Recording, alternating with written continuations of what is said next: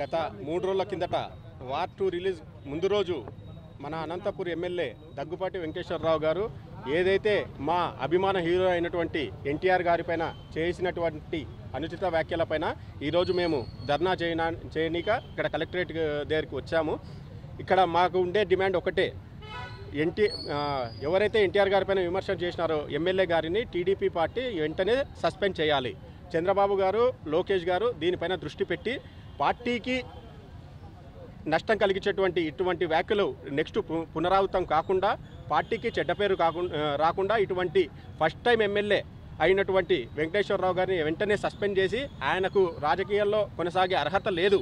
ఎందుకంటే ఇటువంటి వాళ్ళు నెక్స్ట్ భవిష్యత్తులో రాజకీయాల్లోకి వచ్చే వాళ్ళు ఇలాంటి వాళ్ళని చూసి ఏం నేర్చుకోవాలి. కాబట్టి దీనిపైన వెంటనే సీఎం గారు మరియు లోకేష్ గారు స్పందించి వారిని సస్పెండ్ చేయాలని నేను కోరుతున్నాను.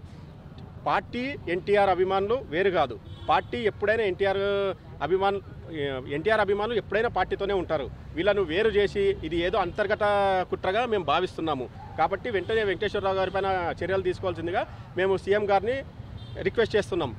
అదేవిధంగా వెంకటేశ్వరరావు గారు బహిరంగంగా క్షమాపణ చెప్పకపోతే next state wide NTR fans తలబెట్టినటువంటి కార్యక్రమాలకు అతను బాధ్యులు అవుతారు. నా పేరు సురేష్ గౌడ్, ఎన్టీఆర్ ఫ్యాన్స్ కర్నూలు.